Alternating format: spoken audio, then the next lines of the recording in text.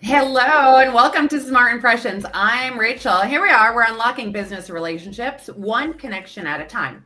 Today's show is going to be exciting because there's no doubt there's a lot of networking going on in this town. And sometimes it gets a little overwhelming. What group do you join? What event do you go to? And where do you actually draw the line to stop networking?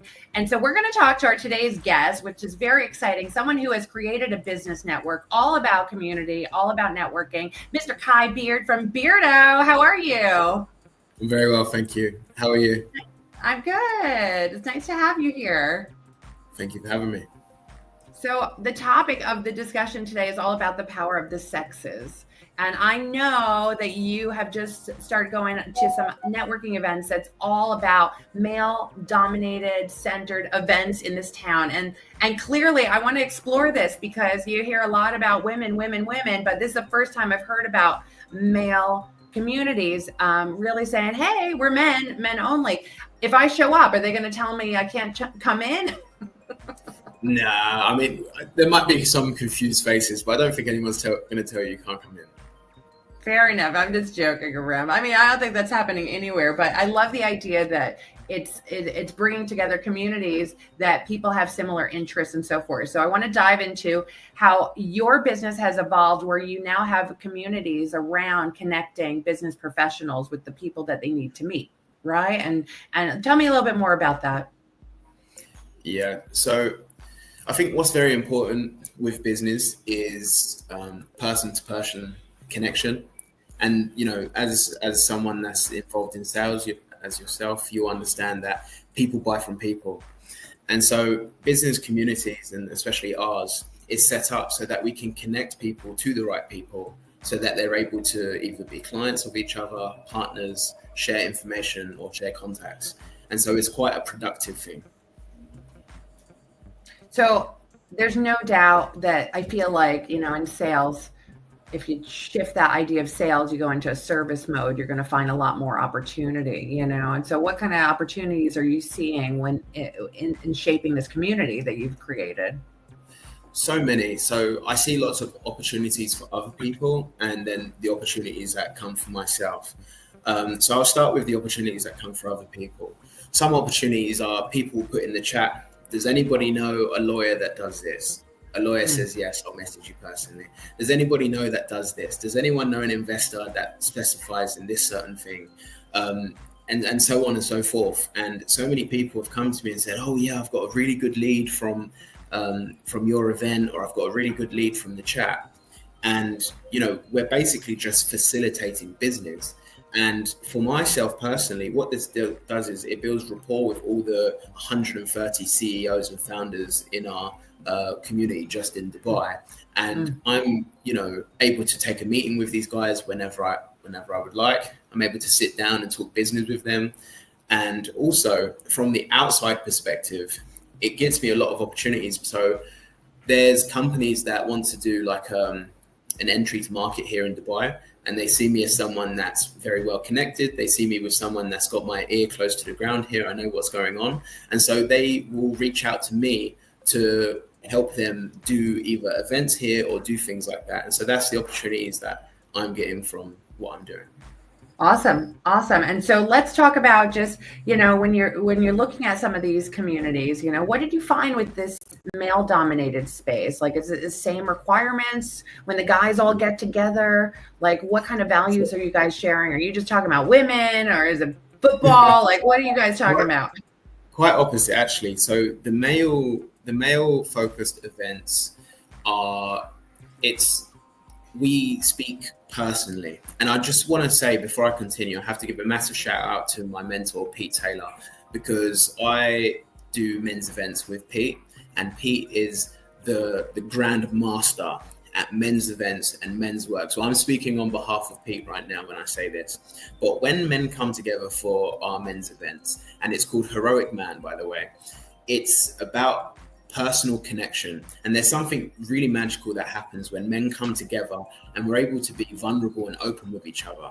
And we're not sitting there discussing women and looking at boobs on the screen or something like that. You know, we're sitting there and we're opening up with each other and relating in ways that we're not able to. And as men, and I get this myself, like we find it difficult to put our emotions or feelings or what we're going through into words. And when we're sat down and, the masks come off and we're actually able to dive a bit deeper into what's going on in people's lives and people start speaking, we start relating in ways and saying, oh yeah, I've gone through that as well. And we start actually unloading the stuff that we didn't even realize needed to be unloaded. And it's these kind of inner barriers or inner blockages that actually affect our business life, because how you do anything is how you do everything. And there's things that are going on inside of us internally that we may not even be aware of until we've sat down and had this conversation.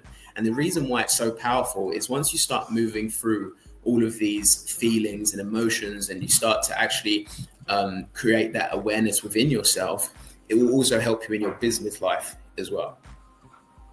I really appreciate that, because I think that's really the truth of the matter. This is why people gravitate these type of communities, and have you observed maybe different outcomes or an impact professionally by going to a male dominated, event? Is there more of a authentic connection because there's no feminine interaction? What's really been your experience of how it differs from traditional, networking opportunities? Yeah. So look, I think when men are around women, there's this certain guard up, right? Because pretty much everything men do is for women. We go to work for women. We want to be rich and successful and whatever because we want to provide for our woman, or we want to look good for a woman, or we want to impress a woman. Like almost everything a man does is generally rooted back to that, right? And so there is a certain level, just in my opinion, someone else will probably have a different opinion to me, but there is a certain level of that guardedness and wanting to come across as, the guy or the person or, just capable. And so when you're just around men, you understand that you don't have to keep that guard up. You don't have to, look a certain way, because this man's also going through something. This man's also going through something. And so that's where you're able to connect on that deeper level and open up about stuff that maybe you feel that either your wife or your girlfriend or whoever it is that you're with won't understand. Interesting. I think the same thing goes for women, right? And even in the women's now, communities, we also have the inhibitions and insecurities that come out, which poses even more of a barrier of really getting into that authentic, truthful connection. But there's a similar familiarity that we all go through. Years ago, I took this great, basically it was a 2-day event in a hotel in Los Angeles. It was called Understanding Women, or Celebrating Women and Understanding Men, because the sexes actually have so much differences that we're not even aware of. And so that's why I want to explore this with you, because I do find it interesting, especially in the working world and the business dynamics between the genders. Right. And so I think it's powerful. I mean, and this comes back to the initial conversation, how people are connecting on so many different ways. And so what do you think are the right ways that people should be considering connecting and really kind of trying to find their crew, their vibe, their tribe? Yeah, I think that comes to a personal kind of decision. And the personal decision that I feel everyone needs to make is just be genuine and be authentic. And I believe that more so when you travel out from your hometown and you come to somewhere else, and Dubai specifically, I really believe that who you are at your core is what you will attract around you. Now, I came out here as an expat, and there was other people I met that came out at the same time as me. Maybe they had to go back, or maybe things didn't go so well, or they're telling me these bad stories, etc., etc. Now, given that can happen to anybody, but I also sense something about their character that maybe wasn't so, whatever, it wasn't so great. And now for myself, I've had a great run here. I've attracted amazing people, and I would like to think that's because I do things with genuine intention, and I'm a genuine, authentic person, and there's no ill intentions with what I'm doing. And so what I'm saying is that the intention that you set from being like genuine and authentic is what you will attract into your life. And so to answer your question, how should people go about, networking and connecting with people? It's just be genuine and be authentic, and then you'll find those people that you'll be able to connect with. It sounds so easy. I know people are listening, and I invite you, if you find this conversation exciting, jump into the conversation with Kai. Let's get a sense of what you need to know to make the best out of your networking capabilities and opportunities here, whether it be in Dubai or whatever city you're listening in from. I know we have global coverage with this show, and I'd love to get your thoughts and see exactly what your challenges are at these networking events, because that's just one aspect of it, how you go into the environment. The other one is what happens in that environment, right?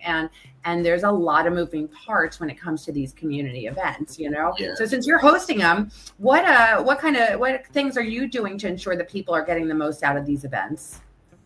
One of the main things I try to do actually is bring different people every time. That's actually like one of the main things that I definitely put at the top of like my priority list. It's like, okay, there needs to be new, fresh people there every time, because I don't, once you start meeting the same people over and over again, like that's great because you can build up a friendship and blah, blah, blah, da, da, da. Our community is not about that. Our community is about making money, finding your clients, finding your partners, and, having fresh people to talk to each time, because I feel like when you keep on speaking to the same people, it can become a bit stagnant. And so that's a priority for us. And I think there's lots of different, I've spoken to a lot of different people, and they have lots of different struggles with networking. Some people feel shy about going to a networking event. Some people feel shy about going up and speaking to people. Some people have their own difficulties in each and every way. And that's life. We all have something that we need to overcome, right? No doubt. And so in terms of like, how do you find a specific event, or how do you navigate that? Now, for myself personally, this might sound actually quite contradictory, but I find my most effective networking and my ROI of time spent is actually at conferences. Conferences are the best places to go to for me personally. And now I have a network because of the opportunities that come, but my time is actually better well spent at conferences. But that's for me personally. Someone else may feel different. Someone else will find a conference too overwhelming, and then they'll want something a bit more intimate with 20 people. So it really does come down to each person's own, ideologies and wants. No doubt your preferences are a big point. What do you want to achieve? I always say that. I was like, what's your objective? What are you trying to get done? You're looking for a date, you're looking for a friend, you're looking for some business. There's going to be a different opportunity wherever you go, right? Yeah. No doubt. Well, Kai, it's so nice talking to you. This time goes like super speedy, and I want to make sure everyone that's listening leaves with at least 3 tips of advice about how to build more meaningful connections and relationships in their professional life, especially when it comes from you, whose strategy is all about connecting. What do you have to share today? 3 tips. Okay, awesome. So the first one we've already covered, which is like be genuine and authentic. And if you're not sure how to be genuine and authentic, I'm sure there's a YouTube video somewhere that you can look. The second thing is be quite strategic with your networking. Like, it's really easy to just come to Dubai and go to absolutely everything that's going on, and you're going to get tired out. Be strategic, look at the reviews, try to find someone that's in a community, try to find like what's going on there, because you could join a community and it might not be for you. So try to do your research beforehand. And the third thing I would say is make sure you understand exactly what you want from something. So are you looking for clients? Are you looking for friends? Are you looking for partners? Get super clear on that, and then make your decisions based off of that. Because, for example, with me, I work with a lot of fintech clients. So I know me going to fintech conferences is the best thing for me. But then I'll go and join a business community because maybe I want partners or advice. As a young entrepreneur, I would like to meet some more mature business owners that can tell me a thing or two, right? So it's just getting super clear on that, and then making decisions based off of your goals. So yeah. Amazing. Well, there's endless events going on in this town, Dubai, and every other cosmopolitan city in the world. So I love, Kai, that you've shared with us some of your experience and expertise around connecting and making it the most effective use of your time for that ROI. Ideally, our time is the most expensive thing, so don't give it away. Just be strategic about it. Kai, I loved having you. It's so nice where we're connecting people and helping them unlock business relationships. Your tips are invaluable, and I love that you shared it with us today on Smart Impressions. Thank you so much for being here and sharing your expertise. Thank you for having me. Great to have you. Well, with everyone else, I look forward to seeing you next time, and I hope you enjoyed this as much as I did. So get out there and start connecting today, tomorrow, and the next day, because you got the next year to do it, but you don't know when that time comes to an end. So keep going until you get what you need. That's the bottom line. So keep going, and I wish you a wonderful, fabulous, successful